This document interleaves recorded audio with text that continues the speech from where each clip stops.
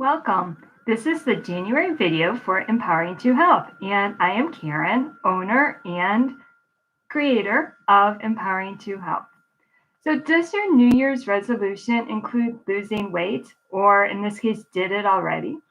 Is this a recurring resolution for you?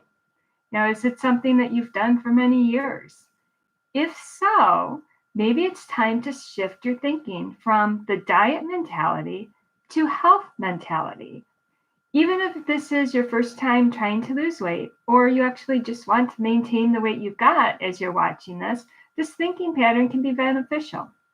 So, a couple years ago, I attended a conference and there was a presentation looking at the difference between these two thought patterns. So, using the presenter's information and my own research, I'm going to explain briefly what each of them are, and then you can decide for yourself how you want to approach your weight loss or maintenance. So in my research, I discovered a chart online that contrasts diet and health mentality.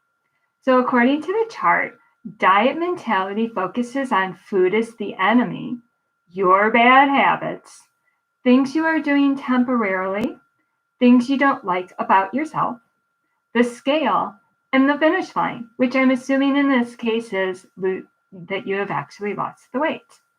So thinking about these things, they all seem kind of like negative thoughts and actions that you are really trying to avoid. Research shows that changing your diet for the sole purpose of losing weight doesn't improve your overall health. And this is kind of interesting since a lot of times the people give the reason for wanting to lose weight is that they want to get healthier. So that doesn't really make sense, does it? The diet mentality also increases the risk of weight cycling. And we're actually familiar with this, even if we're not familiar with the term. It's when you lose weight, you gain it back, you lose it again, and so on and so on. Over time, this actually leads to greater health risks, which are including cardiovascular disease. So in addition, the diet mentality also increases the risk of eating disorders. And depending on the diet you choose, there can be side effects just for the foods that you're eating. So for example, if you are eating a high protein, high fat diet, you can experience stomach issues.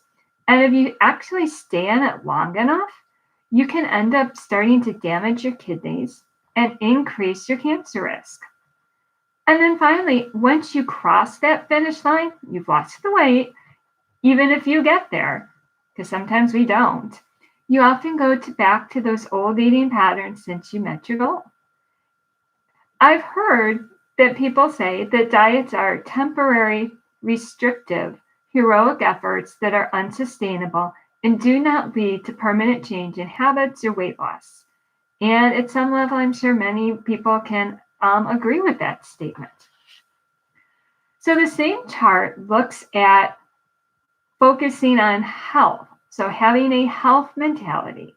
And this includes thinking like food as your fuel, your good habits, what you're going to do forever, the things you want for yourself, your daily choices, and a lifelong journey.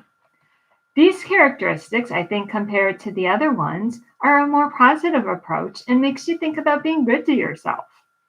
When you use food to improve your health, there is an unintended consequence of weight loss.